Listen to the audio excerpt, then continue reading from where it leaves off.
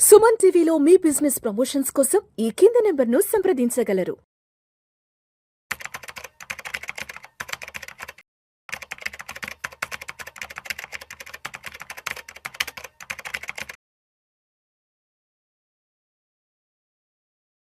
Hello everyone, welcome to Suman TV. So I'm Madhvi Reddy. I'm certified financial planner and chartered wealth manager as well as mutual fund distributor.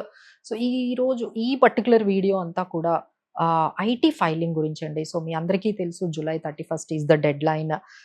So అందరూ కూడా అంటే ఎవరైతే financial ఇయర్లో అంటే మనకి financial year అంటే April 1st 2025 నుంచి 31st March 2026 వరకు ఏవైతే ఇన్కమ్స్ ఉన్నాయో వాటి మీద మనం ట్యాక్స్ అసెస్మెంట్ ఇయర్ అంటే 26-27లో మనము పే చేసేయాల్సి ఉంటుందండి. సో ఇప్పుడు ఈ సబ్మిషన్ అనేది ఎలా చేసుకోవాలి, అసలు ఎలాంటి స్టెప్స్, మనం ఏమైనా మిస్టేక్స్ చేస్తున్నామా? సో ఈ వీడియో ద్వారా I will try to give you the important checklist. So తప్పకుండా ఈ వీడియో చివరి వరకు చూడండి, సో దట్ మీకు ఆ ఇంపార్టెంట్ చెక్ లిస్ట్ అంతా కూడా అర్థమైపోతుంది. సో ఫస్ట్ థింగ్ మనం చేయాల్సింది ఏంటంటే ఐటీఆర్ ఫామ్ అనేది కరెక్ట్గా చూస్ చేసుకోవాలండి. అంటే 1, 2, 3 these are all the 3 important forms ఉన్నాయి మనకి. సో ఎవరికైతే శాలరీ ఇన్కమ్ ఉంది, కొంచెం రెంట్స్ వస్తున్నాయి, కొంచెం మీకు ఇంట్రెస్ట్, అదర్ ఇన్కమ్ అంటే ఏదైనా ఎఫ్డి ఇంట్రెస్ట్, ఇలాంటి మీకు నార్మల్గా మీకు ఐటీఆర్ 1 అనేది సరిపోతుంది.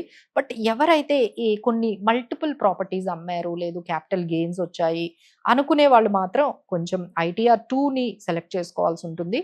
సో ఐటీఆర్ 3 ఏంటంటే బిజినెస్ పీపుల్, మా దగ్గర బిజినెస్ ఇన్కమ్ కూడా ఉంది, లేదు ఇంకా ప్రొఫెషనల్ ఇన్కమ్గా మనకి కన్సల్టేషన్స్, ప్రొఫెషనల్ ఇన్కమ్ ఉంది అంటే వాళ్ళందరూ కూడా ఐటీఆర్ 3ని ఫాలో అవ్వాలండి. సో ఫస్ట్ మీరు ఆ కేటగిరీ ఫామ్ అనేది కరెక్ట్గా మీరు ఫిక్స్ చేసుకున్న తర్వాత ఏఎస్ ఉంటుందండి. సో ఏఎస్ అనేది మనకి ట్యాక్స్ ఈ పోర్టల్లో ఉంటుంది. ఈ ఫైలింగ్ ట్యాక్స్ పోర్టల్ ఉంది కదా, అక్కడికి వెళ్ళండి. అక్కడికి వెళ్ళిన తర్వాత మీరు లాగిన్ అయితే అక్కడ మీకు 26 ఏఎస్ ఫామ్ ఏఎస్ అని ఉంటుంది. అంటే ఆల్రెడీ అక్కడ క్యాప్చర్ చేసి ఉంటాయండి మీ డీటెయిల్స్ అన్నీ.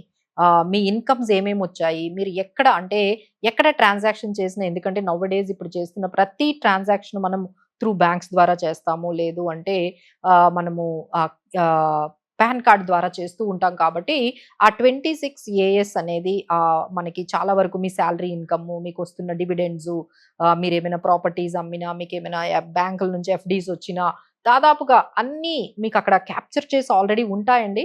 సో మీరు ఒక్కసారి దాంతో మీరు ఏవైతే చూపిస్తున్నారో ఇంకేమైనా మిస్ అయ్యాయా అని చెప్పి అది ఒక్కసారి చెక్ చేసుకోండి. సో ఏదైనా మిస్ అయితే దాన్ని కూడా మీరు యాడ్ చేసుకోండి. బట్ కొన్ని ఇక్కడ మేము చెప్పే అంశం ఏంటంటే ఇంపార్టెంట్ థింగ్, కొన్ని 26 ఏఎస్ కూడా మిస్ అయ్యి ఉండొచ్చండి. ఎగ్జాంపుల్ 30 lakhs కన్నా బిలో ప్రాపర్టీ ఉన్నది, అది ఏమైనా క్యాచ్ చేయకపోవచ్చు. సో అక్కడ మీకు కనిపించలేకపోవచ్చు.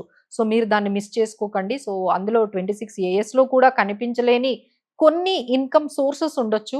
అవి కూడా మీరు ఖచ్చితంగా మీరు చూపించాలండి. లైక్ క్యాపిటల్ గెయిన్స్ ఏమైనా వచ్చినా, మీరు షేర్స్ ఏమైనా అమ్మితే, మీరు ఏమైనా ప్రాపర్టీస్ అమ్మితే, వాటి వివరాలన్నీ కూడా మీరు ఖచ్చితంగా చూపించాల్సి ఉంటుంది. సో ఈ పర్టికులర్ దాంట్లో మీకు 26 ఏఎస్ అనేది మీకు హెల్ప్ చేస్తుంది. అంటే మాక్సిమం మనం ఏమైనా మర్చిపోయినా అది అందులో కొన్ని డీటెయిల్స్ మాక్సిమం క్యాప్చర్ చేస్తుంది. ఆ తర్వాత మీకున్న అన్ని బ్యాంక్ అకౌంట్స్, అంటే ఇప్పుడు 1, 2, 3 మీ బ్యాంక్ అకౌంట్స్ ఉండొచ్చు. సో మీ బ్యాంక్ అకౌంట్స్ అన్నీ కూడా డీటెయిల్స్ అనేవి మనం డిక్లేర్ చేసేయాలి. అలానే మీకున్న ఇంట్రెస్ట్ ఇన్కమ్లో అంటే ఎఫ్డి ఇన్కమ్ కానీ, డివిడెండ్ ఇన్కమ్ కానీ, ఇవన్నీ కూడా క్యాపిటల్ గెయిన్స్, ఇవన్నీ కూడా మనం చూపించేసిన తర్వాత, రిపోర్ట్ చేసిన తర్వాత నెక్స్ట్ ఏంటంటే మీరు ఓల్డ్ ట్యాక్స్ రెజ్యూమ్ తీసుకున్నారా, న్యూ ట్యాక్స్ రెజ్యూమ్ తీసుకున్నారా అనేది ఉంటుందండి. So you can choose new tax regime. ఇప్పుడు ఆల్మోస్ట్ 70% అందరూ కూడా న్యూ ట్యాక్స్ రిజీమే ఫైల్ చేస్తున్నారు కాబట్టి ప్రాబ్లం ఏం లేదు. బట్ ఎవరైతే ఇంకా ఓల్డ్ ట్యాక్స్ రిజీమ్లో ఉన్నారో మీరు ఖచ్చితంగా మీ డిడక్షన్స్ ఏవేమైనా తీసుకున్నారు, ఎగ్జంప్షన్స్ ఏవైనా తీసుకున్నారంటే వాటికి సంబంధించిన స్టేట్మెంట్స్, ప్రూఫ్స్ అన్నీ కూడా మీరు ఖచ్చితంగా పెట్టాల్సి ఉంటుందండి.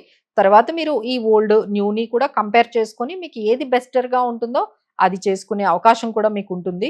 సో ఫైనల్గా మీరు అది చూస్ చేసుకున్న తర్వాత అది మీకు ట్యాక్స్ అనేది ఎంత పడుతుంది అనేది అక్కడ క్యాలిక్యులేట్ చేసి ఉంటుంది. సో మీరు ఈ రిటర్న్ని ఒక్కసారి ఈ ట్యాక్స్ ఎంత అంటే మీకు కొన్నిసార్లు రిఫండ్ వచ్చే అవకాశాలు ఉంటాయి.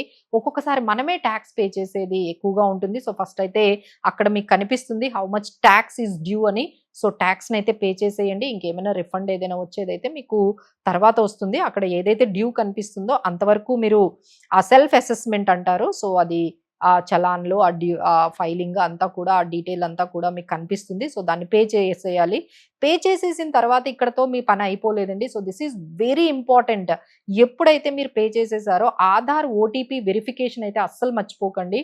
సో మీ ఐటీఆర్ ఫైలింగ్ జరిగింది అని మీకు టాక్స్ గవర్నమెంట్ వాళ్ళ దగ్గర నుంచి మీకు మెసేజ్ వస్తుంది. సో ఏదైతే ఓటీపీ ఆధార్ మొబైల్ నంబర్ ఉంటుందో దానికి వెరిఫైడ్ మీరు ఫైల్ చేశారు అనే ఎప్పుడైతే ఇన్ఫర్మేషన్ వస్తుందో అప్పుడు మాత్రమే అది కంప్లీట్ అవుతుందండి.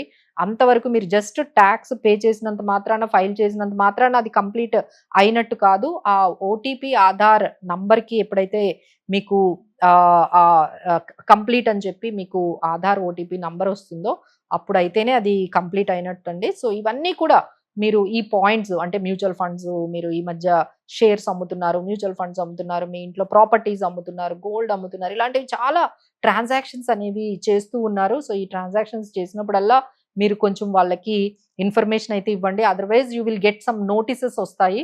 సో తర్వాత మీరు మళ్ళీ ఆ నోటీసెస్ రాగానే మళ్ళీ మీరు చాలా మనీ ఇచ్చి ఒక ఐటీ పర్సన్ దగ్గరికి వెళ్ళి ఒక ఎవరైనా సీఏ దగ్గరికి వెళ్ళాలి. వెళ్ళి మీరు మళ్ళీ అదంతా కూడా ఫాలో అప్ చేసుకోవాలి. ఇదంతా కూడా చాలా క్లమ్జీ అండి. అలానే మీరు కొంచెం రాంగ్ రిఫండ్స్ కూడా చాలా మంది పెట్టేస్తూ ఉన్నారు. సో దానివల్ల కూడా ఇప్పుడు ఏఐని యూజ్ చేస్తున్నారండి, ఆర్టిఫిషియల్ ఇంటెలిజెన్స్. సో మీరు ఏ మాత్రం ఇన్‌కరెక్ట్, ఫాల్స్ రిఫండ్స్ గాని పెట్టినట్లయితే ఖచ్చితంగా మీకు నోటీసెస్ వచ్చేస్తూ ఉన్నాయి. సో ఆ నోటీస్ వచ్చిందంటే మళ్ళీ అగైన్ మీరు ఇంకొకరి దగ్గరికి హెల్ప్ తీసుకొని ఆ నోటీసెస్‌కి రెస్పాండ్ ఇవ్వడము ఇవన్నీ కూడా చాలా క్లమ్జీ అయిపోతాయి. సో బెటర్ పే కరెక్ట్ వేలో, కరెక్ట్ టైంకి, డ్యూ డేట్‌కి పే చేసేసేయండి. సో మీకు ఇంట్రెస్ట్‌లు పడకుండా ఉంటాయి. అలానే ఇలాంటి అన్‌క్లెయిమ్డ్ అంటే ఫాల్స్ క్లెయిమ్స్ చేయకుండా ఉండడమే మనకి చాలా వరకు బెటర్ అండి. So these are all.